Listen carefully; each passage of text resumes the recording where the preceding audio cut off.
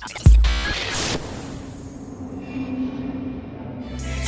make the dream work. I seen good and I seen dirt. You all in when the dream Welcome everybody to the Funk Volume Virtual Hip Hop Conference. We're about to begin the first of four panels. I think most people that are tuned in right now are going to be here with us for the entire day. So just a few things before we get started. If you guys are on your socials and you guys want to hashtag, give feedback, positive, negative, everything's all good. You can use the hashtag FVHHC so we can kind of see that.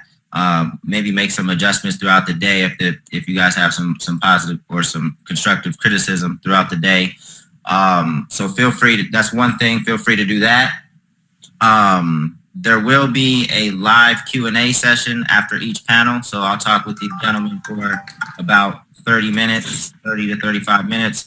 And then you guys will be able to ask questions. I believe that there's a button that you guys see that kind of says raise your hand. And then we obviously won't be able to get to everyone's questions, but we'll try to get to as many as we can. So, you know, we've been to a lot of music conferences. Well, I've been to a lot of music conferences, and a lot of times the panels fall short in giving you guys information that you guys can use next day or to start thinking about immediately. It's more so about, you know, just making you feel good, but it's not tangible stuff that you can use. So we've constructed these panels in a way that you guys can start thinking about these things immediately, because career in music is very difficult. It's possible, as evidenced by everybody that you'll hear from today, but it's very difficult. So I always want to stress that. So I want to get out as much information as possible for people to have the potential to make a career in music. So that's really why we're starting this. It's a way to give you guys information directly to your homes. As the music industry is changing, everything's evolving. So should the way we disseminate information and share knowledge with each other. So that's why we're doing this. So hopefully it's going to be a good event. So with all that being said, this is our first panel. We will have another panelist join us, Will Bronson. But in the meantime, we have, I'm not sure if he's in the middle for everybody else, but for me, he's in the middle. Mr. JDot, General Manager of Slamerican. I'll let you, let me do a brief intro, and then I'll circle back and you guys can get more detailed into who you work with and how you got started and things of that nature. But JDot works with artists like Yelawolf, Snow the Product, Rittz. So happy to have him here. Obviously, all those artists are very successful. And then to the right, we have Biondi. He works with Webby.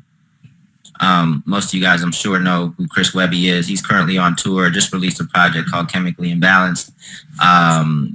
Independent, dope artist, so happy to have you guys here. Let's see, we should have another panelist, Will Bronson. I'm not sure where we are in terms of getting him on. Chad in Brooklyn, if you can hear me, can you give me an update on where Will is? Or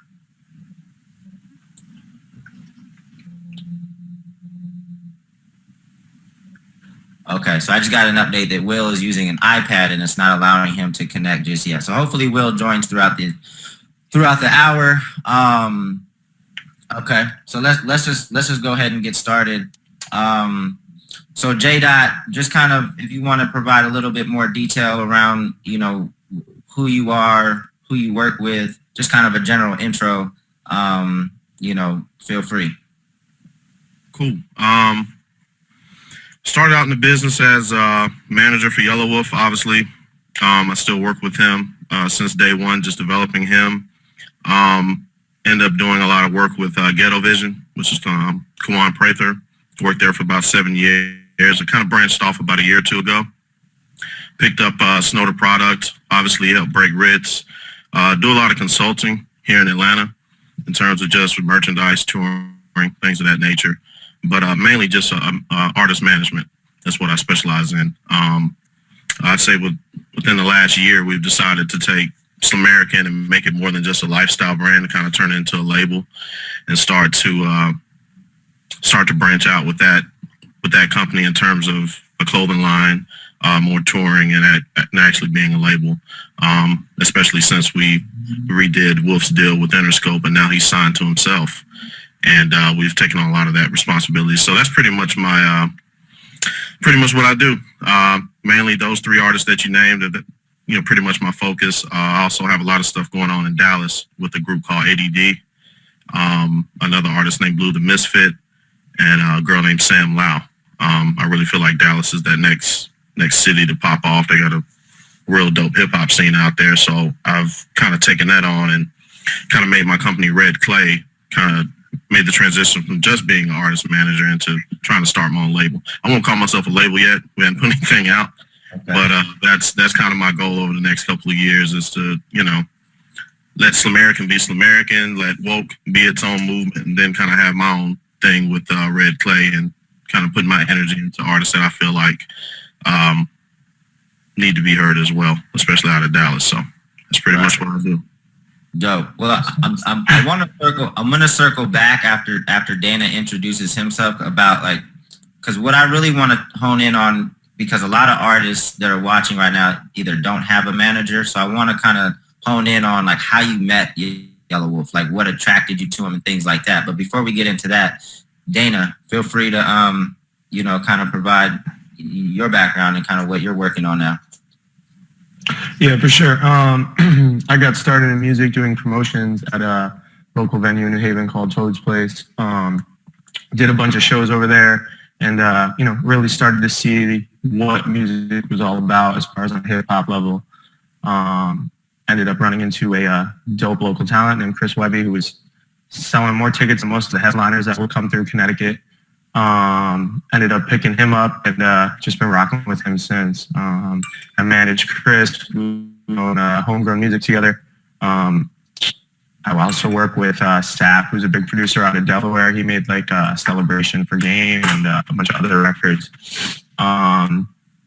Just concentrating mostly on the artist management stuff and label service stuff. I own a merchandising company on the side that does all of Chris's merchandise and some other artists like Joe Budden and Waka and stuff like that. Just kind of primarily on the artist merchandise stuff, though. I mean on the artist management stuff. That's where I really like to focus on.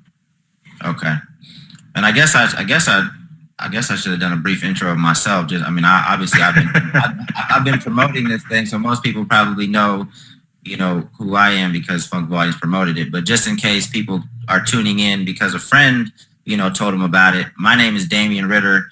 I'm the CEO of Funk Volume. We're about 6 years in now.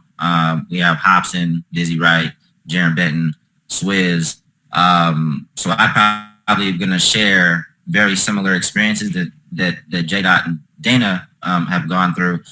So I'll be providing my input as well, in addition to kind of leading the discussion. So JDot, as I said, I want to circle back to how you met Yelawolf, because that's where a lot of artists hit me up and they're like, I'm dope, I just need management, and then I'm gonna be popping. It's just, but I want to talk about the first interaction or introduction to Yelawolf. How did you find him? Did you want to be an artist manager? What attracted you to him? What attracted him to you? So let's talk about that. How did you discover Yelawolf, or kind of where was he at when you guys connected? Well, in Bama, I started out as a promoter. So I was doing shows and things locally. I also had a studio in my house, so everybody kind of knew me as being the music guy there in Huntsville. I kind of built up a brand for, production and just having a place where people would come, to work. And I was doing that for several years. And to be honest with you, I actually saw him on the Missy Elliott show. That was the first time I saw him. I don't know if people remember that, but it was called Road to Stardom. And I was like, who is this kid from Rainbow City? You know what I mean? And why don't I know about him? Just to be honest with you, Alabama especially at that time, didn't have a lot of artists on. It was kind of like Dirty Boys and Montgomery. Montgomery kept getting deals, but outside of that, it wasn't much going on. So I saw him there first. And then it was really just a weird situation where Jackie Chain, who I went to high school with, A lot of people don't know that. We went to the same high school. He did a show in Gaston and saw him after Wolfie got kicked off the show for being a little too honest about Dallas Austin's track. And he brought him up to Huntsville. And he brought him up to Huntsville to an artist named Six Trey G, who I was working with, who actually had a deal with Battery. And we were working his record. And Six Trey called me like, yo, man, you know the kid that was on Missy Elliott's show? He's up here in Huntsville. This dude is dope. And me and Six Trey have known each other for years. And he's very dope artist and producer. So I kind of took his word for it. I was like, well, let me go over here and check him out. And we ended up doing a session. I'm just like, wow, man, like, you're dope. And the only thing I see that's wrong is like you're trying to be somebody else. It's like, you're from Alabama. Let's talk about that. You know, let's start making records. So we worked. We did a mixtape. I think we knocked it out in a couple weeks, and I was just like, wow, man, this dude is very, very talented. Like, he's the most talented artist I've ever met out of Alabama.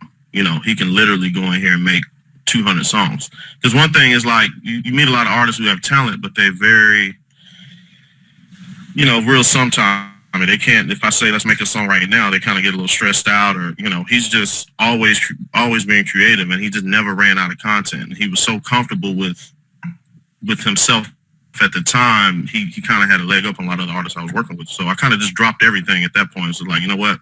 I'm going to put all my energy into this guy. You know, I'm going to teach him everything I know about music, and I'll probably learn a lot from him because he's kind of been around the industry for a while as well and just never really got a shot. And that was in 2005. I'd say probably 3 months later, we were in New York having meetings, you know, just we had cut some demos and people were just going crazy. And things really didn't jump off too quick. And, you know, it was kind of like, do we want to take a deal? Do we want to go independent or what? So about a year later, he just calls me like, hey, man, I'm in Atlanta. I'm like, you're where? He's like, yeah, I moved to Atlanta. I just packed up and moved. I'm like, so what are we doing? He was like, man, I got to come here. I can't get anything going in Alabama, and I need you to be here because, you know, we need to make some moves. So long story short, I quit my job at LG, which was a great job, and just moved to Atlanta. I left my wife, you know, left my kids there, and I was basically living in two places. And I'd say I moved there August 14th of 2006, and we had a deal by October. That's how fast it was. It's like nobody was fucking with us. We just started doing our own shows. I was just like, well, if they ain't fucking with us over here, I'll book my own spot. We'll just do our own thing. And all of a sudden, everybody started paying attention. We did the Atlantis Music Conference, and everything else is history. I met KP, and, you know, we got a deal with Columbia. Right. And that's basically how we started. So for you, what attracted you to him was pretty much just the raw talent and the song making ability. It wasn't kind of where he was at because he wasn't known at all, right? He didn't have anything going on. Zero. Okay. Like he was just on the show, but it was almost a bad look because he got kicked off on like the second episode. Most people had already given up on him, you know what I mean? And for me, I didn't really care about the show. A lot of people were just like, hey, he was on a TV show. And it's like, well, if he's whack, it really doesn't matter. You know, plus he was kicked off. He didn't win. So what's the big deal? You know, it's really more to overcome because you got to basically reintroduce him to people because not only had he been on that show, he had been in some bad deals before that. And people were like shopping him around, like, hey, he's the next Eminem, hey, he's the next that. And I didn't really see that. What I saw was somebody that was a little bit more Kid Rock than Eminem. And I was just like, you know, let's try to hone in on the story about Alabama, like this country, you know, this vibe that's here. Like, let's talk about that because you're trying to be somebody else it takes too much effort. Just be you. And I think the reason why we hit it off because I made it comfortable for him to be him. You know, like I didn't try to make him anything else. We're from the same place. So it's just like, just talk about that. Like, and he got real comfortable and just really became Catfish Billy, which is what you know as now. It's just like, fuck it, I'm country. I'm from, I'm gonna talk about it. Right. You know. And how long had Yelawolf like just been rapping in terms of like owning, you know, sharpening his craft and really becoming a good artist before you guys connected? Do you think? Before we connected, him had been doing it for a while. I'll tell you a story. Like Willpower had worked with him in New York probably 3 or 4 years before I even met him. Like, because they were in some deal in New York with a pretty big agent up there, and it just never worked out. You know, he had to basically go through a bunch of legal stuff to get out of that deal, and then he just got another opportunity with the Missy Elliott show. So I'd say he was probably, I would say professionally doing it probably 3 or 4 years, but it was just the direction wasn't there yet. It was just like he was still trying to figure out who he was as an artist, and he's around all these people from New York and all these other places, and they're just leading him a few different ways. So he was still trying to figure out who he was as an artist when I met him. Right. So, yeah, I mean, I think that, I think we're all going to have different stories about how we connected with the artists that we work with.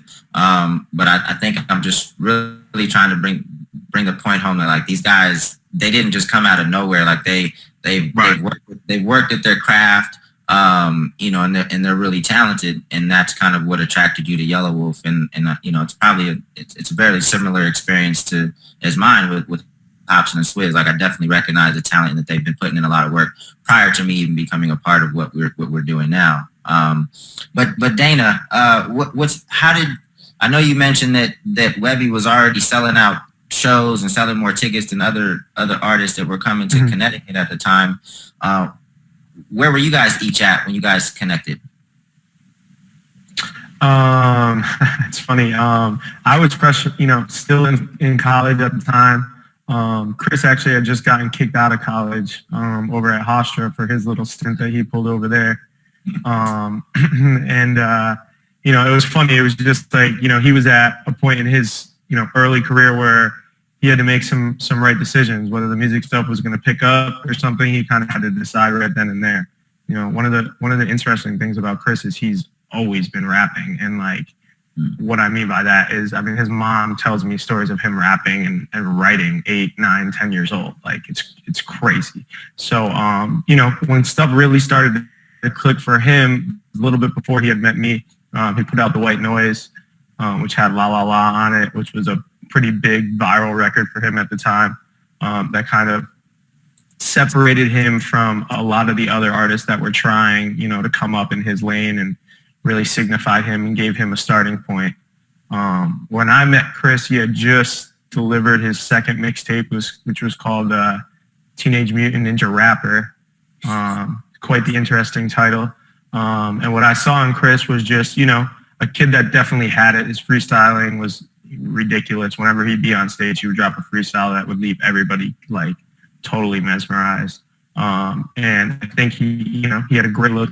Like, I feel like, a lot of artists want to work with managers, but then they're always at their manager's throat for everything. And it's like, yo, you guys need to have a calm, collective relationship and be able to talk about music issues, but also personal issues and any issues that come into play. Because as managers, you guys know, we handle pretty much everything, whether we want to handle it or not. So, me and him, we vibed on a point like that. And then, as I said, I was promoting, and he brought a bunch of fans out. So I definitely was attracted to him on that sense. And I felt like my role for him at that time was kind of to find a brand for him and really expose it. Like the Teenage Mutant Ninja Rapper thing to me wasn't the best look at that time. And I thought we had to go with something a little bit more mature and kind of emphasize, that he was getting older and less off the cartoony stuff. So when I really got involved was when we started to switch things around and really work on his branding, which as fellow managers, I feel like is one of the most important things for an artist. Right. You could be a dope rapper, but if you don't have a brand and you don't have a lane that you really have a vision on, then you can very easily fall into the mold of everybody else. Right. So dope. So it's kind of similar. Like you were attracted to the talent, and then it was confirmed by the shitload of people he was bringing to the shows. Yep.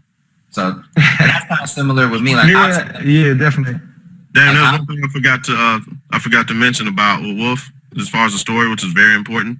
Mm-hmm. By the time I met him, and I want to say this because I know he's gonna be like, we were at a very weird stage. The first project I heard from him, which was really important, was an album called Creekwater. And a lot of fans were probably going to know that. He produced that whole album himself. Mm-hmm. And I heard the stories in it, but the only thing I felt like it was missing is that he was still kind of hesitant to go to like just be Yelawolf. Like it was still trying to be somebody else, or even with the beats, it kind of sounded like Goody Mob, kind of sounded like Atlanta. Mm-hmm. And it was really just because he was around those types of people who were really into that sound at the time. And what I wanted to do was basically take that album allow him to be Yelawolf, but make it more about Alabama, like more our sound, more our story than Atlanta's story, which I think is real important because a lot of artists out there, Atlanta's always putting out these one songs, and I go to Omaha or go to these other places, and they're trying to sound like Atlanta. And I always hated that. It's like Atlanta has its sound. Like, what is your sound? What is your story? So I just wanted to make sure I said that because I think that was Creekwater was a very important album from him. He did it all himself. I just felt like there was a few other just small things that he was missing, and I was able to, help him with that. Dope. I just got a text message that said that Will is on via audio. Will, can you hear us? Okay, we'll keep trying to get Will on. So I mean, I guess the theme that I keep hearing amongst these stories is these guys were super talented. They really kind of honed their craft. It wasn't a situation where they just started rapping and they're trying to figure out how to make songs and things like that. Two, it was kind of confirmed, at least in Dana's situation, by the amount of fans that were coming out. So it was not just, oh, I think he's a good rapper. Like, he sees that other people think he's a good rapper too. And I think my experience is similar. Like, I thought that Hobson and Swizz were dope. Hobson wasn't getting millions and millions of views out the gate, but he was getting thousands. And the comments weren't just like, oh, this is cool. It's like, no, this guy's my favorite rapper. His fans were like super passionate. So in addition to all the years he spent like trying to get better as a rapper, it was confirmed for me, seeing kind of the comments when he would put stuff out. I think that artists sometimes reach out to managers too early, or they don't do everything they can do for themselves before they reach out to someone else. And they just want people to kind of do it for them. I didn't mean to ask a leading question, but has that kind of been your experience as well, JDot? How do some artists approach you, or what do you see like flaws in some of the artists that want to work with you now that they know you've been successful with Yelawolf and other artists? Yeah, I just think a lot of these artists have this fantasy or this idea of how it's supposed to work, and not just with management, with labels as well. It's like, okay, I go in the studio every day, I make songs, and all of a sudden this manager has a magic wand to just make it pop off, or this label has a magic wand to just come in and say, hey, everybody pay attention, and that's never the case, especially now. There's so many artists, I personally think the industry got weird when the studio equipment got cheaper, like where everybody could just go in and make songs, and now they just feel like, hey, I sound better than him. All I need is a manager who's going to get me on the road, who's going to help me, get me all these features and all these things. And it's just like, nah, man, like, you got to grind. Like, you got to figure this out first, and then I can help you, Right. Even with getting in with Wolf or somebody like Snow or with Rittz, like, they knew they just needed a little bit of guidance, and they needed somebody to hustle as hard as they were hustling for themselves. Right. And it's like, as a manager, it's like, we get 10, 15, 20%. I always tell artists, like, look, I'll do a 5% deal with you, but I'm only going to do 5% of the work. It's just like, it just depends. It's just like, it's very simple for me, and I just feel like, it's so competitive out here, and you have people who want to do this who failed at everything else. It's like, you were a failed basketball player, you were a failed student, it's like, this is for people who have a very unique drive, a very unique talent. It's like all those things in one.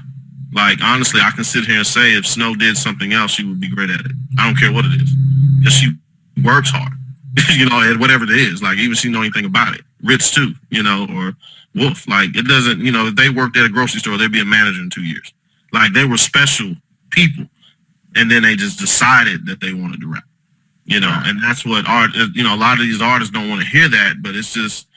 You got a better chance of making a NFL football team than being a rapper right now, making money.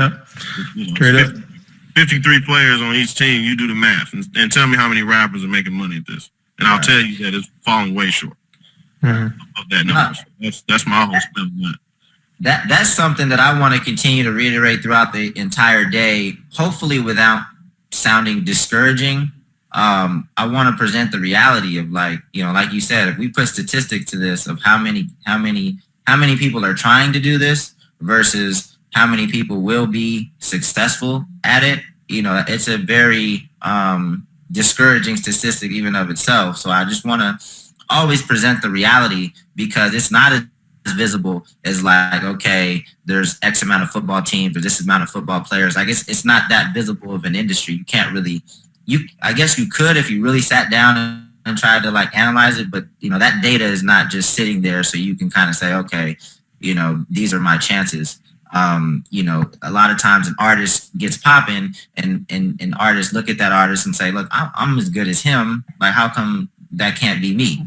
You know, so that encourages, you know, just so many people to try to get this. And then it looks so glamorous, looks so fun. You know, again, it's something that I want to continue. It's the message. I want to continue to say that throughout the day without seeming discouraging. But yeah. Anyway, just to kind of continue the dialogue, Dana, what would you like? At what point would you suggest like an artist like look for a manager, or should an artist look for a manager at all, or just kind of let it happen naturally? Or at what point should an artist like look for a manager? I mean, I think that in today's world with the internet and everything, it's so easy to spread your content yourself. And I mean, if you are constantly moving around content, I think that, you know, there's nothing more powerful than finding somebody with just as much invested interest in you as you have in them. So if it can happen organically and you could, you know, find a manager through your stuff that's online, then there's nothing really better than that. I mean, if it has to do with reaching out to emails and stuff, I know that, you know, we all get a million emails a day, but we check a lot of them, if not all of them. And if somebody's dope, then we'll definitely take notice and reach out and say, hey, man, keep on doing your thing and send me some more stuff as it comes along. I think that, you know, I think an artist can always look for a manager, but I think instead of spending your time looking for a manager, concentrate on your craft. And when it's meant to be, it's meant to be.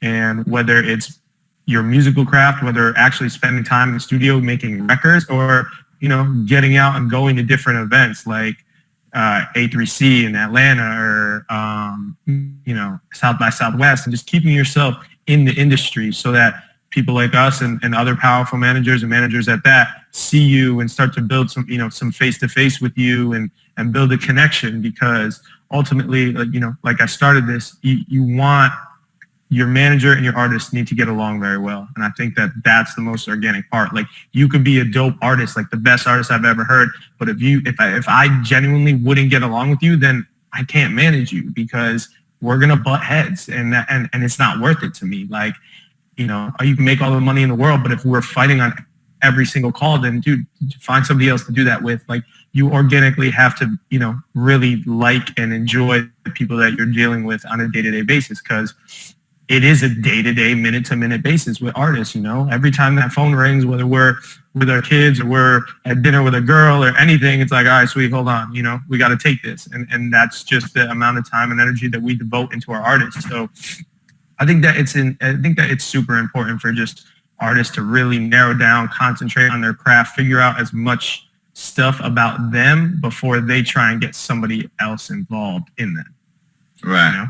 Yeah, I think that's really important, you know, because, you know, with my experience, like Hobson like figured a lot of stuff out on his own, right? So he didn't have anybody to send him beats. So then he learned how to produce. He didn't have anybody to do his videos. And then he learned how to do his videos. Like, being proactive and just figuring shit out, like, you know, that's a quality that I would really like to see in every artist that I work with, because it just shows how hard they work and how dedicated they are to their craft.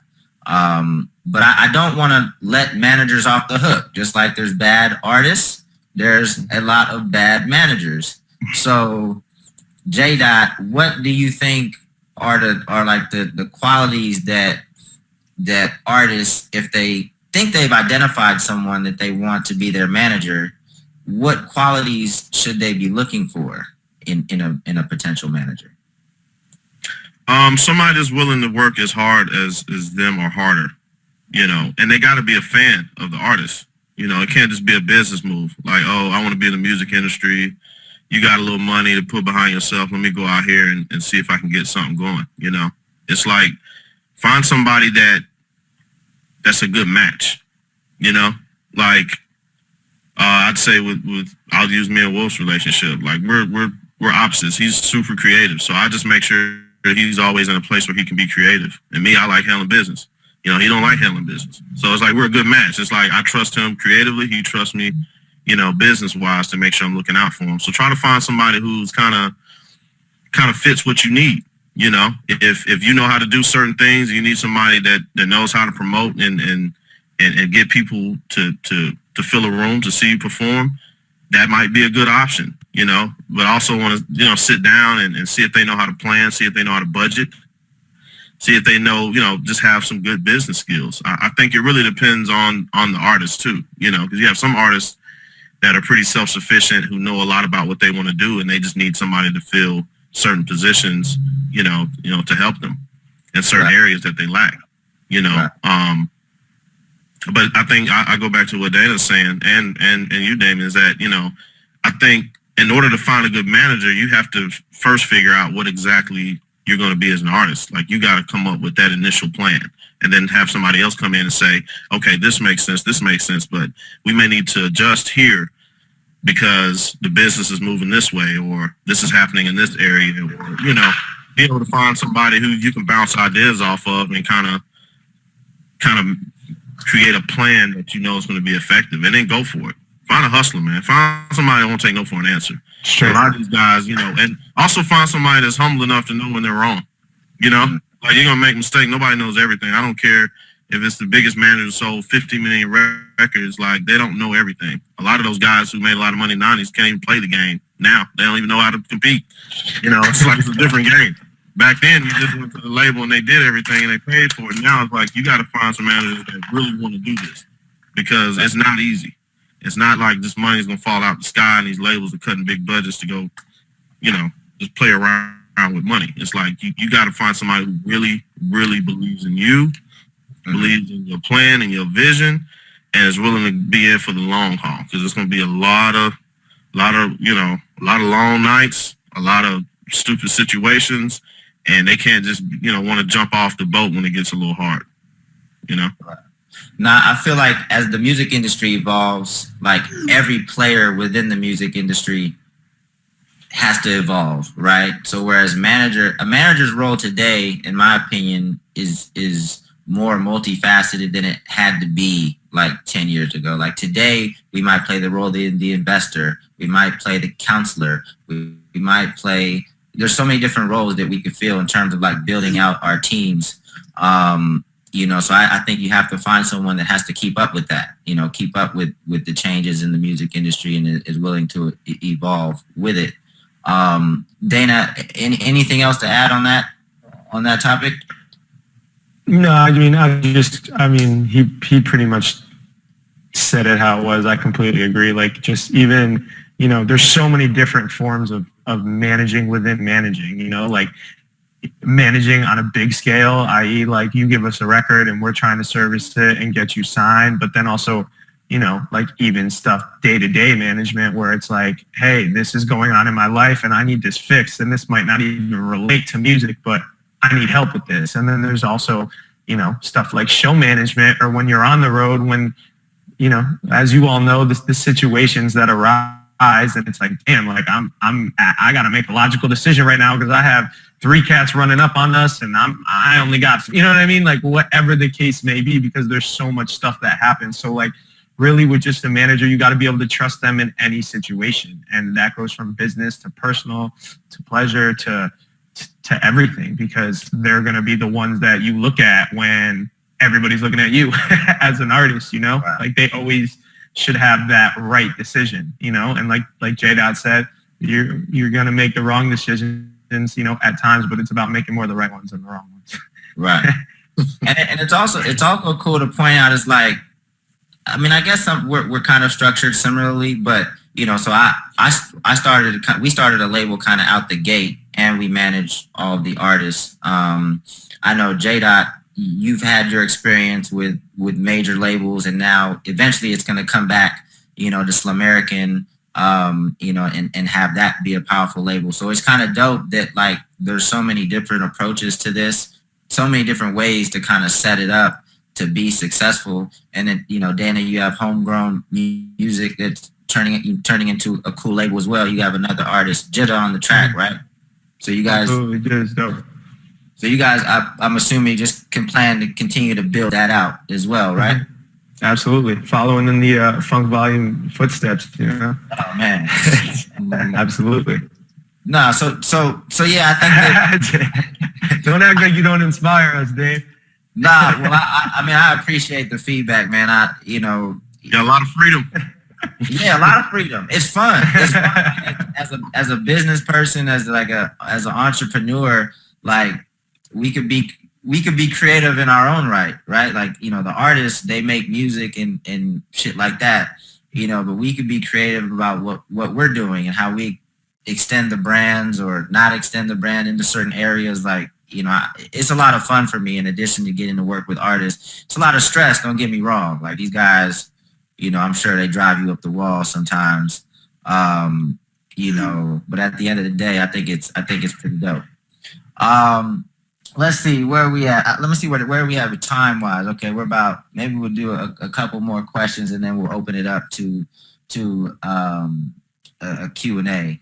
And I guess kind of going back, like, so I have managers on this panel because like we're kind of responsible for like building out the team, right? So we're probably kind of like the first person, even if you don't call that person a manager, we are like the GM kind of, build around. In addition to a manager, what role would you guys say, starting with JDot, like, is important to feel? Like, who's the third person? Like, third person for me, I'll go back to doing my first deal at Columbia, and then going through what Sony does every 6 months. Rick Rubin comes in, shuts everything down, and not having that support and being back out independent.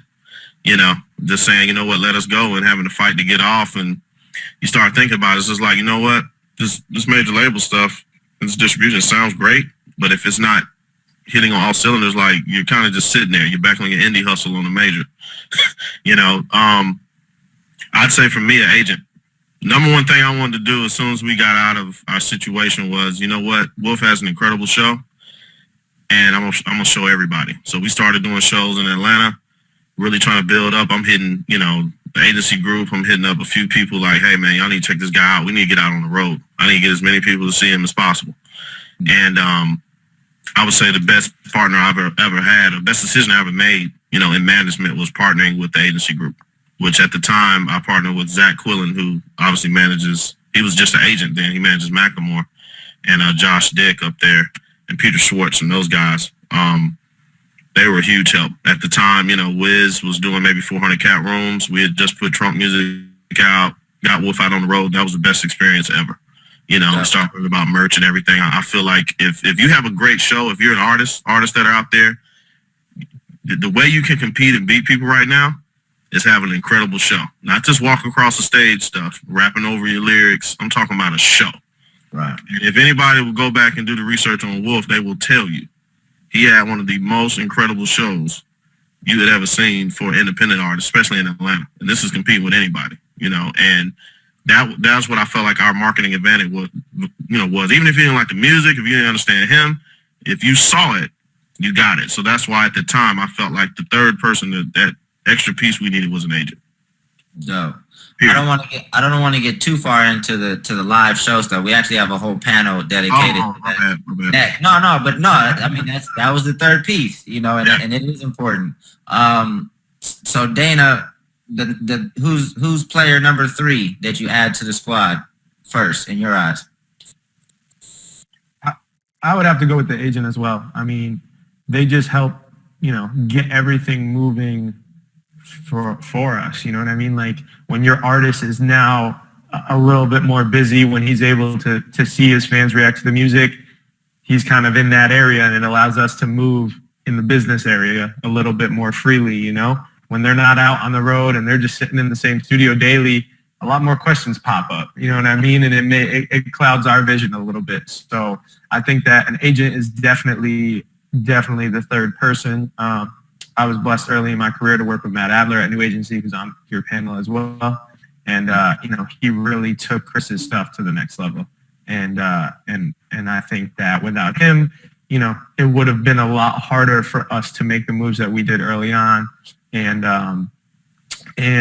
whenever stuff's stagnant, there's friction, man. And you got to keep stuff moving, and you got to keep the looks coming. So having an agent helps, really helps clear the air, as I said before, with artists and managers, and allows artists to really see what we're up to. Sometimes we do so much stuff that it's like they need to see little stuff like, hey, you're in Ohio tomorrow. Oh man, wow, he's actually, doing something for me. Like sometimes they need to see that so that, we could concentrate on all the million other things that we're doing behind the scenes that is going to come out in 6 months. Like I really feel like with managers, we're living in the future for our artists, like we'll plan a tour 3 months ahead, and then they'll be on tour talking to us about a tour that we planned 3 months ago. And it's like, all right, well, let me go back in time and remember where I was when I planned that tour, because right now I'm working on your tour that is in 3 months from now. So, I think an agent is really, that next big move as a third player. Right. One thing I will say about management is like we do so many things that the artist has no idea about. So it's like, so we'll do 100 things, and if like one of those things is visible, like all hell breaks loose. Like, oh, he's not doing his job. It's like one email doesn't get we done answered 1,000 emails, then the one email that they do find out about, it maybe doesn't get answered or doesn't get. And then it's just like, oh shit. That's at 3 a.m. That text at 3 a.m. it comes all the time. Like I'm like, really? I'm looking at it like, really? Really?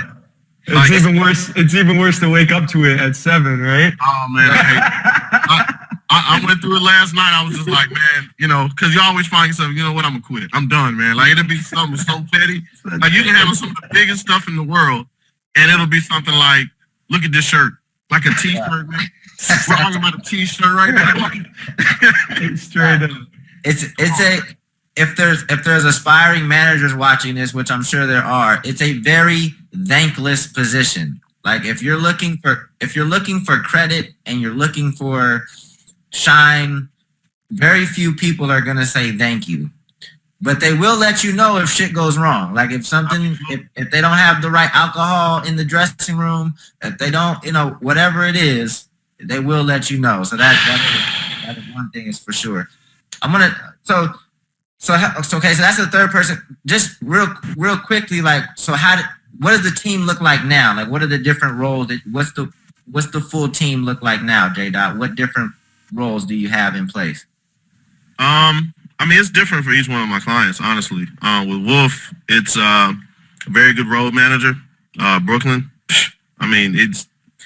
I got this guy Ounce, who's pretty much this operations manager at Slim American.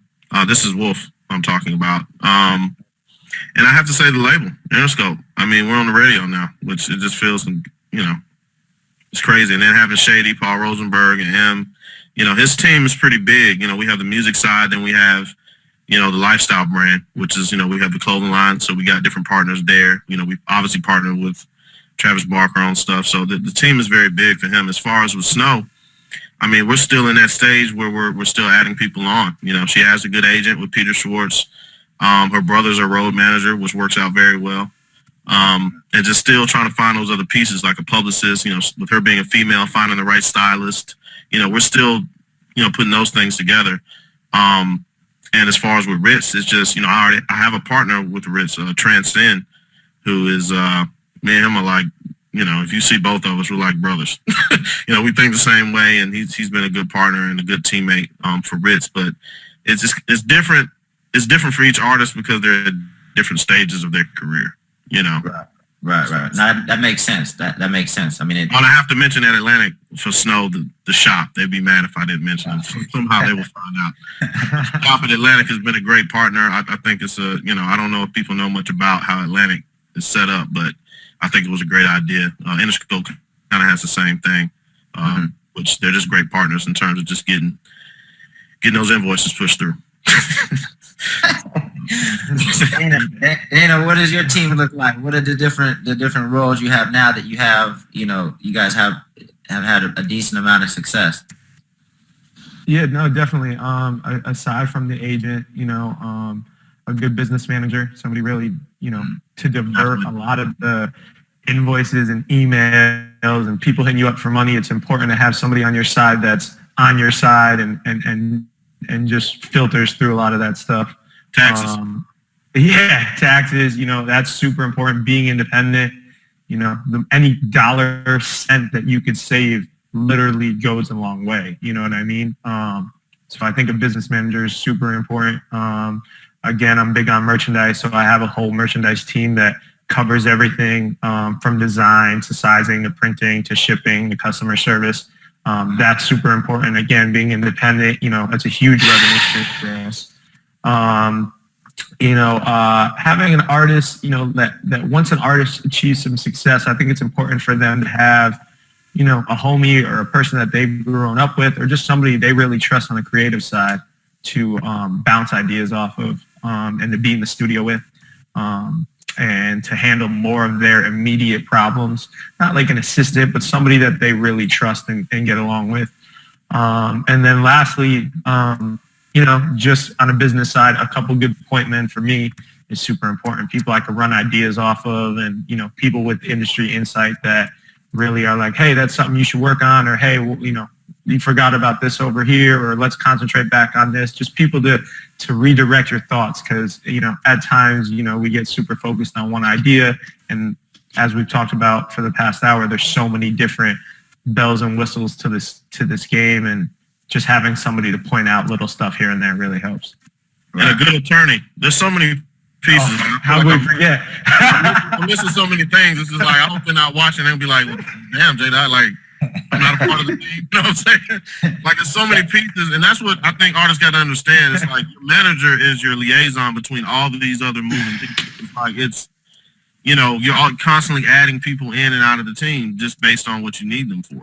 But I think, like he mentioned, a business manager, an attorney, an agent, those are like the cornerstones. Then you have the merch and you have these other pieces too. But I think you gotta have those three down, and you should really work with your manager to pick the right people to sit in those or to be those people on your team. I also think that it's important to note that everybody, hold on, Will. Let me give you the intro, Will. I was about to, because I just got a text from Chad saying that you were on. It's good. I think it's really imperative what we're talking about. So make it brief, and then I'll get to it. All right. Well, so Will Bronson, he's part of the team that manages a bunch of dope artists, man. Killer Mike, I Am Soo, the HPK gang. So yeah, there's your quick intro, Will. So thanks.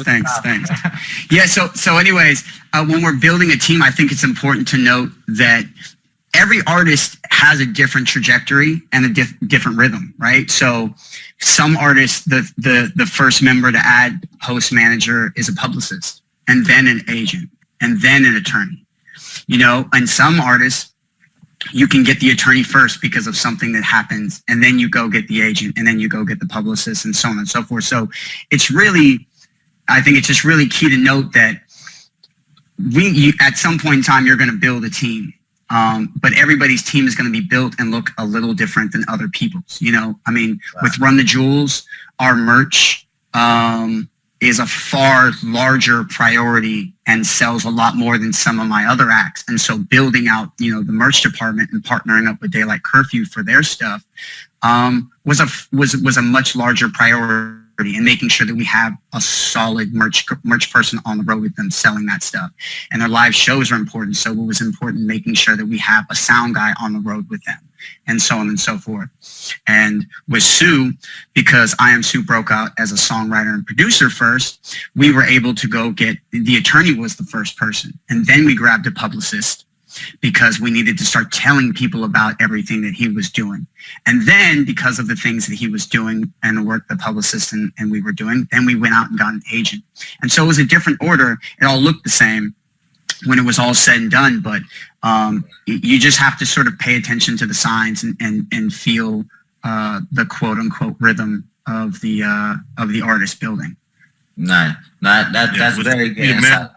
Let me Will, go ahead and just kind of give your own kind of intro and kind of who you are and who you work with, and so people can Yeah, for sure. Will Bronson, co-founder and manager at Active Management. Our clients include Run the Jewels, Killer Mike, Sage the Gemini, I Am Soo HPK, which consists of Cool John J. Ant, Pilo, who's also, producer and songwriter as well. We discovered and broke Krayshawn. We also manage League of Stars, the producers behind Tyga's Faded, and for some reason I'm drawing a blank, but some other really nice songs. And my background comes from, I had a record company called SMC Recordings from basically 2005 to 2010. And we were in an indie label, and we were working with artists that essentially didn't have management. And we would end up on top of being and having all the oh shit, what the fuck? This shit is fucked, right? I'm just having a terrible time with this. He just got a text from an artist. Yeah, basically. My phone the whole time. But nevertheless, we did label functions, but we also served like management functions. And so at some point in time, I'm like, shit, why are we doing all of these things, but we're only dealing with the problems. We only have to cut checks, and we only have to do so on and so forth. And so a person who I did a lot of close work with, Stretch, he was a manager and was working with us at the label, and he was just like, bro, we should just start a management company. And we went on and did it, and that's how we got into this and just started picking people that we're fans of, like you guys were talking about. I mean, all the acts that we manage are acts that we were fans of and listening to, and it was a longer process getting there to be official management, but it was worth the wait. And built that groundwork and built the relationships with these guys and helped us really get to know everybody, and which also helped us figure out the best way to build out the teams for them and move forward and so on and so forth. So are you letting me know that starting a label is a bad move and eventually I'm just going to be a management company? Is that what's really funny? What's really funny is me and LP were talking the other day, and he just was in the back seat, and he said, you know what? He said, my friend just told me he was starting a label, and my heart sunk to the ground. And I said, bro, worst fucking idea ever, essentially, like, what's fucked up is with Run the Jewels and with HBK and with Burner, I left Burner out in clients as well. We serve as mini labels for them, Wow. I Am Soo has his own deal with ADA directly to release his own music. Run the Jewels deals with Mass Appeal, but Mass Appeal is very much of like a creative branding company as opposed to like a nuts and bolts label. And so me and Amici, LP's manager, we deal and handle a lot of the label aspects because, like you guys were saying earlier, it's sort of like find your place. Sometimes management duties for one artist is different for management duties for another artist, and you really sort of have to just be like, okay, where are the holes? Let me plug those up. And for some of those guys, it's making sure that we're able to release music as effectively as possible. When it came time to work Soo's record at radio, ADA had a national, like a national radio guy, but spoiler alert, distribution third-party services are usually shitty. They usually hire terrible people because distribution isn't cool. Nobody likes distribution, and they don't know anybody, and they hire their friends, which isn't a problem. It's the nature of the business. So it was really great that we worked radio ourselves before and knew everybody. And so we said, hey, you know what? That's cool. You guys committed to cutting that check. Tight. Here's who you're cutting it to, and we went out and worked the record ourselves, and kept everybody in the loop. Obviously we liaised, and we're able to deliver his single to top 30 rhythmic charts when most labels would have given up on it, and that just is a testament to, saying, well, hey, you have to see everything through, and you sort of set these goals for yourself, but remove time from it. You know, it's like, you know where you want to get to, you figure out how you want to get there, and you say, well, shit, why am I going to put a 3-month time on this? You know, especially nowadays with as many artists and shit you have to cut through, the breakout period is a year to 2 years, you know, depending on what you're talking about doing. All of you guys have artists that have long-term sort of momentum building and breakout moments and so on and so forth. So, yes, Dame. Yes, I never understood why you have a record company. You should. Dame, I honestly look at you as a manager, though, just to be honest. Yeah, I just assumed you're a manager that just sort of like talks about management like labels used to, like you know, like Rockefeller and like those sort of like family-esques. You know, like I don't have management picnics. It'd be really fun though. With a colorful cast of characters, but I associate that with more like a label thing and so on and so forth. So I do think it's fun. No. I mean, I think whether you call yourselves a label or a management company, that we all do very similar things. Yeah. I do think management is the new indie label, you know, for lack of a better, because we are really dealing with every facet of the business, and being that most companies that you're going to go on and do business with have all slimmed down or cut back, so they don't have all the staff that they used to anymore, and so you really do have to be well versed in every facet to at least know how to best use your resources and tools, you know, more than anything, like have a little roadmap or a key to unlock little codes and so on and so forth. Sometimes it's not that we are dealing with different people. You know, a lot of people that we come in contact with, we're dealing with the same people, be it a distributor or agent, but you just might know how to use it a little bit better. You know, you might know how to tie it all in a little bit better. And that's where you can sort of one up, I wouldn't say competition, but that's how you just sort of, you know, end up in a better position, because we're lying to ourselves if we're not acknowledging that there's a pyramid in life, period. You know, and that goes for every facet of it. There's definitely people there's levels to this shit, unfortunately. Right.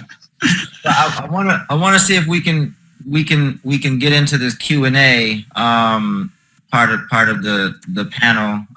Chad and Brooklyn, if you can hear me, let's see if we can sort that out. I definitely want to take some questions. I know we're already an hour in, and the next panel starts in 30 minutes. But I thought the dialogue was great, so I didn't want to stop it. But if there's people that have their hands raised and we can bring them on to ask a question, let's see if we can make that happen.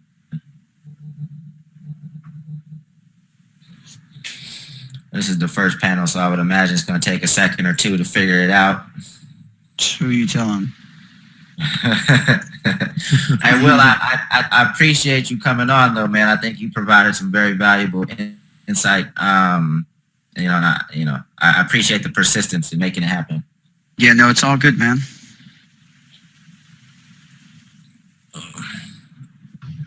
Okay. Well, I guess until there we go. Do we have somebody on the line? Jaquil. Short.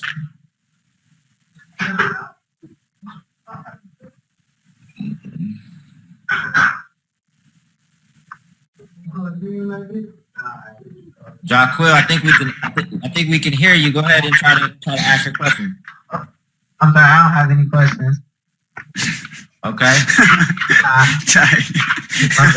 Oh, you were really All right, Chad, take them off, please, and I guess pick the next person. Click the raise the hand button.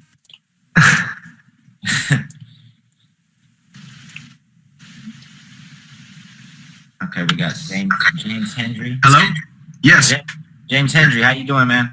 I'm doing pretty good, thanks. I really like this whole conference. It's great. Dope. Thanks for the feedback. You have a specific question? Yeah. I'm a hip hop producer, and I do my own rap stuff. And I work with a lot of artists. You know, some of them I get along with well. Others have really good talents. And I'm just wondering, like, how should I sift through the people that, you know, won't put in that work, or the people that won't end up getting that shine? How can I know now whether or not the people that I'm working with will make it, so that I can choose better who to work with? Dana, you want to fill that one first? Yeah. I mean, I think that that's something that you can learn on a face-to-face level when you're with them. I mean, if somebody has drive, they have drive. It's kind of like growing up playing sports. If somebody, if they're cool in the field, if they come to practice and they're doing their thing, that's good. But, when they go home, are they practicing? When you're not with them, are they practicing? I think it's important to identify that early. And it's usually something that you can't hide. I mean, nobody's going to be able to trick you into thinking that they're a hard worker if they're not a hard worker, especially with an artist. I mean, if they have songs, if you leave them and you're like, hey, here's 4 beats, next time I see you, have 4 songs written, and they come and they don't have their homework done, then right there, man. I mean, I know that you made a bunch of calls for them in the meantime. So if they're not pulling their own weight, I mean, it's something that you should be able to tell pretty quickly. Right. My thing is like, it's cool if you think their music is dope, but there's got to be somebody else that thinks their music is dope, right? So if you're putting their music in front of who is their target demographic and you're not getting the response that you thought you were going to get, then there's probably not much potential in the artist is going to have to make some changes in their craft. I don't believe that I'm any super A&R type person. I mean, I like what I like personally, but I also see how other people respond to their music, and that validates some of my thoughts and feelings. JDot, you have anything on this question? No, I agree with all of that. I think, just trust your instincts. I mean, I think the signs are always there. You just gotta, you gotta let the data speak for itself. So let the data speak for because you may be leaning to this one guy because that's who you want, but this other guy over here is actually, ready to put in the work. Sees the long-term vision, is ready to jump in head first. I mean, I think you gotta be kind of crazy to jump in right now. Anyway, so that guy that's putting a lot of energy into it, is willing to listen, super focused. I think you just got to really sit down and just put a lot of thought into like, what, this is the right guy. This is the guy I need to bet on. Right. Yeah. Cool. James, I appreciate you coming on. Chad, let's get the next question.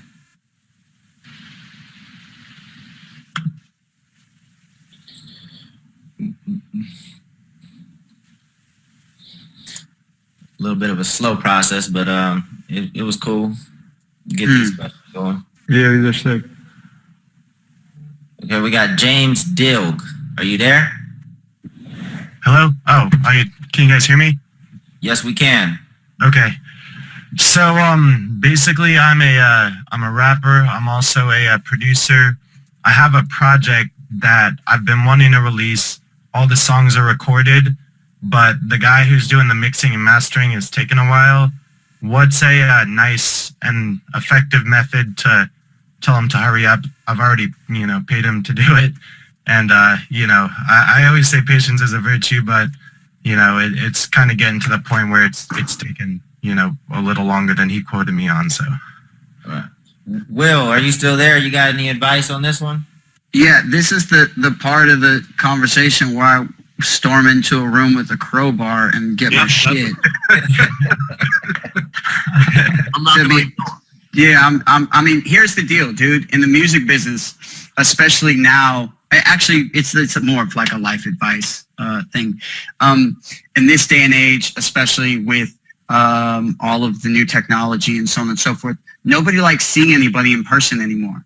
So get used to, if you really, really want to get shit done, you have to show up. I mean, there are times where you can't get anybody on the phone. I had an argument with a sort of like an involved person in an artist campaign, and they were really upset. And he was talking very loudly. And I said, cool, where are you? And he told me where I was. I said, tight, I'll be there in 30 minutes. And I jumped in my car, didn't shower, and showed right up to deal with the problem and get everything resolved. And that relates to getting things that you need. Because it's one thing, I'm calling him, he's not picking up the phone, texting, no text back, and so on and so forth.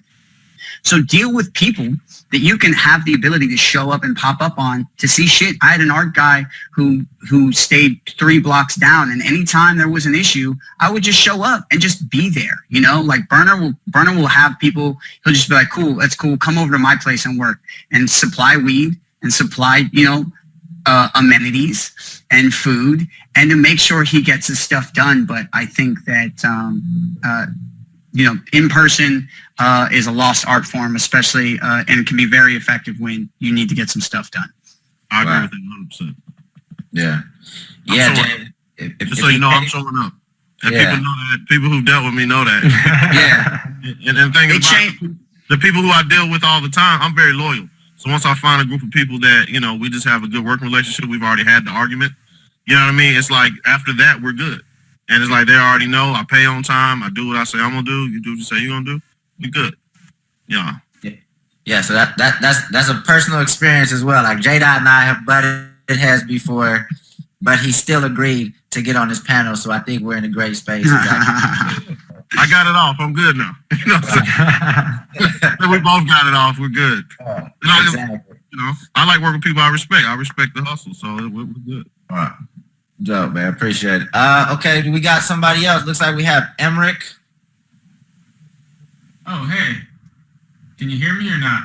Yes, we can. We can hear you. Well, I just tweeted it to Robin, so I guess it's kind of redundant to ask the question. But you guys were talking about agents and like contacting the right agent to go on touring life, etc. I'm just wondering the steps of doing so. Like JDot was talking about with Yelawolf, after etc. contacting the correct agent really brought his career to the next level. I'm just curious of like how to find the correct agent and the steps to do so. So JDot, Emmerich, are you going to be in the next panel, or are you just going to watch this one? No, I'm here all day. And that's what the lady just said a second ago. She's like, just wait for the next panel. Okay. Wait, JDot, if you want to give like a real quick answer, I mean, this is going to... answer is they got to find you. Like, build your story up. Right. If there's venues in your city, you need to show that you can sell tickets. Right. And I think a lot of people calling agents, like I talk to Peter all the time. I know a lot of big agents, it's like, these guys are just sending me demos. It's like, when they picked up Wolf, we were doing 1,500 cap rooms in Atlanta on our own. Like, we had a show called Fucking Awesome we did for years. Killer Mike was on it, Will. Yeah. Oh, I know. No. Like, we were doing those shows on our own because nobody fucked with us. So all the weird people, we just did our own shit. Drunken Unicorn. Yeah, agreed. Killer Mike. And they heard about it and they were like, yo, who's doing these shows? And Wolf like closed every one of them. It's like, well, that's us. I mean, then they actually flew down. I remember Josh and Zach came down and saw the show and there was 1,500 people in there. Yeah, same sort of experience with I Am Soo. We could not get an agent, early on. So we just started selling out the Catalyst in Santa Cruz. It was 1,100 person venue. We started selling out Slims in San Francisco without an agent. We started selling out Ace of Spades and Sac without an agent. And then we took video clips of all of this shit and we tied it all together. And then we started talking to people. And it took a second. We tried Matt, who is no longer at New Agency, and then we moved on over to the agency group with him. And with Mike, it was sort of the same thing. I sat with Peter years ago, like, hey, listen, you should book this guy, Killer Mike. He's amazing. Someone, yeah, whatever. You know what I'm saying? Did not give a fuck. So we went on and were able to, once again, Matt at New Agency actually helped me sort of route together a tour, had some faith. He wasn't necessarily the agent but it set the course for us being on tour. We ended up over at the Windus Agency, who came to us and really got it and understood it and have been an integral part ever since. So once you find the right person, and usually that comes after you make the shit cracking, and that's okay. You have to accept that. And then, get it going from there. Compete, guys. Mm-hmm. Like, there's no shortcut. Like, you got to compete. If you can't beat the people in your own market, why is Peter sitting up in his office in New York going to put you out on tour with an act that is already selling tickets? They don't need you. Mm-hmm. Like, you got to be bringing something to the table. Right. It's basic math. Yeah. So we'll get more into that in the next panel, but our experience was similar. Like, we put together a full nationwide tour on our own before we got the attention of a booking agent. So, but we'll definitely talk more about that specifically. So cool. Can we get, who else do we have on the line? Is there anybody else at the Is Mitchell? Mitchell, Yeah. Are you there? Yeah. My question would be for Will. My question is, you had spoken about I'm Soo initially getting on as a producer and a songwriter. And that's kind of the backside of the thing I want to do, because I'm a rapper and an engineer, and I want to do the songwriting portion more so, because if I can do that, I feel like there's longer longevity in the game if I can do that. What is the steps to be able to submit works for people to at least listen to? Because I have a cachet of references that can be sent out. It's just I don't actually know how to either get the emails or actually get somebody to take the time to open the email if I do get the right email, or who do I contact to be able to get these references in the proper hands for people? So here's the bad news. The bad news is that there's an overabundance of creators nowadays, thanks to home studios, the standard of songwriting and rap lowering significantly, it's just we're in the age now where artists, are blowing up that aren't necessarily stars, but because they make one song that sort of catches on. I mean, there's an inundation of a product, for lack of a better word. With Soo in particular, and with Pilo, and League of Stars, who are all producers and songwriters that are now garnering major placements and some hit records. They didn't walk into Atlantic and open the door, and Pilo's first placement was on Wiz Khalifa's album. And same with Soo. What happened was Soo made a hit for a local guy that was in his crew that Soo was on. He made the beat and the hook for Beat the Pussy Up. And that song blew up. And so since that song became a hit, people were calling us like, we need this, what's up with this? And using the sort of producer and production crew angle, we were able to say, okay, great. Anytime people were looking for an I Am Soo beat, we could send them Pilo beats, because they produced under the Invasion. So when Wiz Khalifa was looking for Invasion beats, he picked a Pilo beat. And so that started putting Pilo's production on, and we could start sending Pilo to places. And it's a constant parlay of one thing to the next. There are definitely cases of people just opening up a demo and saying, hey, I like this song, and so on and so forth. But chances are the people you're going to come in contact with, like a publisher or somebody that's going to shop those songs, the deal's going to be terribly disadvantageous for you. Your best bet is to find somebody that really makes and sounds great on your own stuff, and start making something happen with that, so that people are coming to you saying, hey, I want that for me. And you have a little bit more leverage, and you're cutting through a lot of the clutter that's left. Unfortunately, labels are getting lazier than ever. And so it's really, they want it served up on a platter. And there's only a few A&Rs left and a few publishers left that are really paying attention to stuff that doesn't have any sort of like name value or some accolades attached to it. So I would figure out how to get your stuff going without sort of having to approach somebody. And I would probably be working with an artist that you have within reach, or trying to build a rapport with an artist to really pay attention and listen, because sometimes it's usually not the first song, that's going to work. It's going to take a while. And usually the best songs are, come from gelling with a person. Yeah. Nice. Yo. All right, cool. So we'll take one more question, and then we kind of have to wrap it up and prepare for the next panel. I'm trying to see. I don't see a new name in the list. I'm not sure if that means nobody else has any questions or haven't nobody got. Wants to ask us any more questions, man. I wouldn't believe that. I think because people have been reaching out to me right and left, especially about this panel. So I'm sure there's a ton of questions out there. Hello? Yeah, here we go. Who is this? I'm Neil. I'm a hip-hop artist, and I've just basically got a question for whoever wants to answer.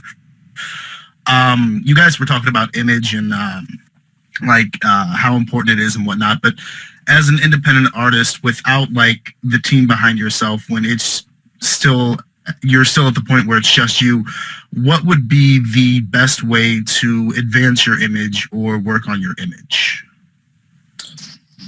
Dana, you wanna grab that one first?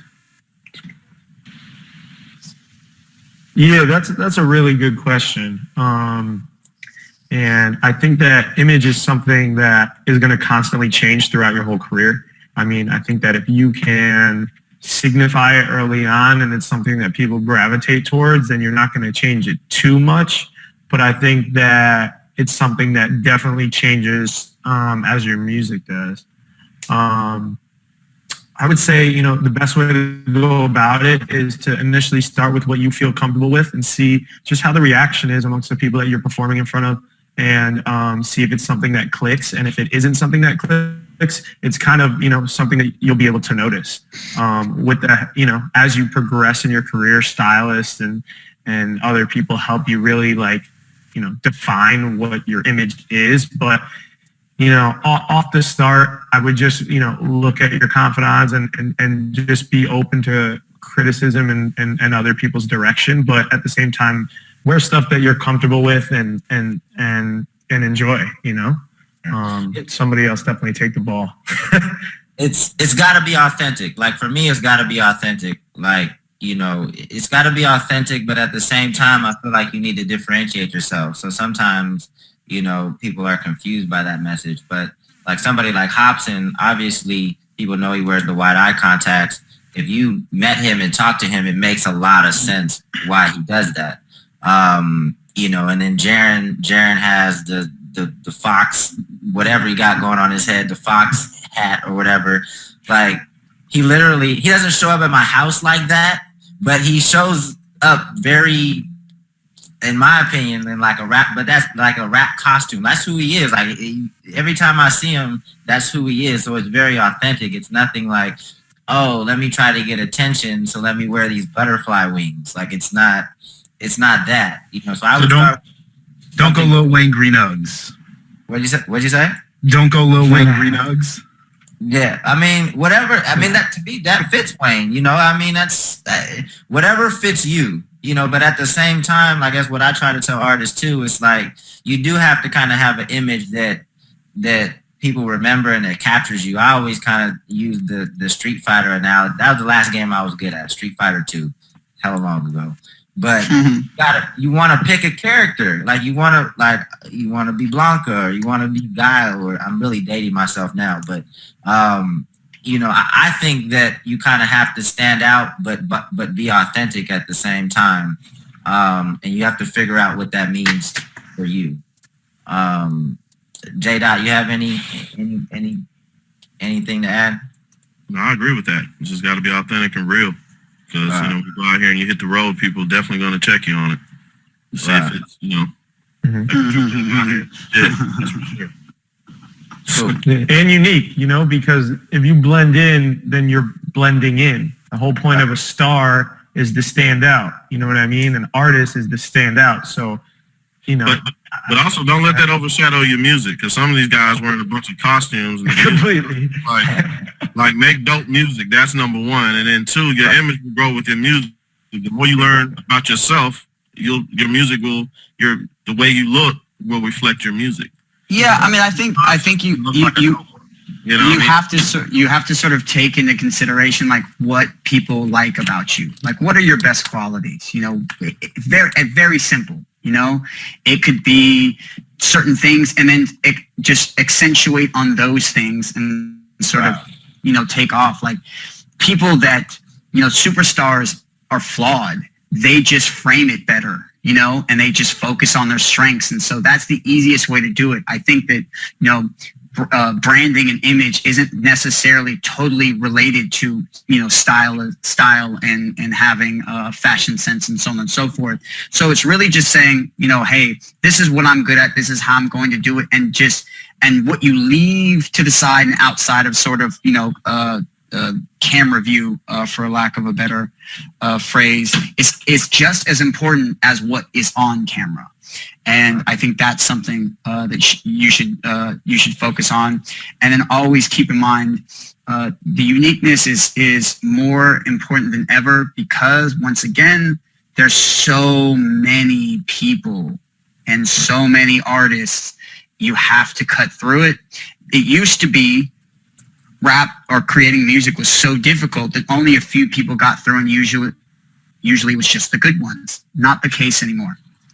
So standing out and providing a unique listening experience or a unique visual experience is more important than ever, because if they can get it from somebody else, they're just going to go get it from the usual source. You need to provide something that they can get from only you, or else it's just going to fall on deaf ears. And that goes for every aspect of your artistry. I mean, we've seen every possible form of performance video, every possible. You're rapping to a camera, it's been done. You know, those types of things have to be taken in consideration when you're talking about your image and branding and so on and so forth. So cool.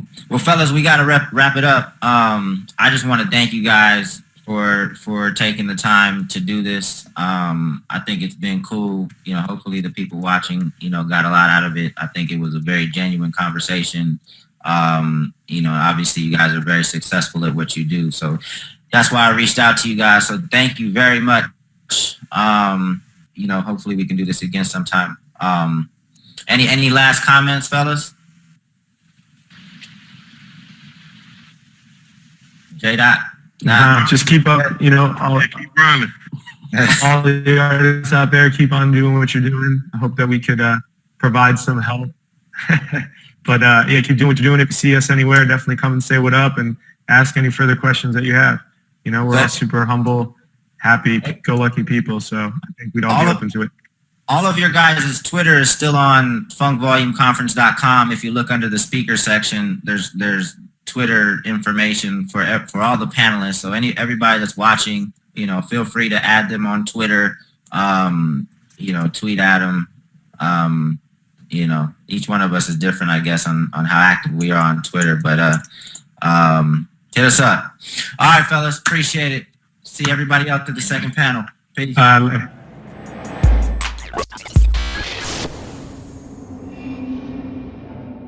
Funk Volume.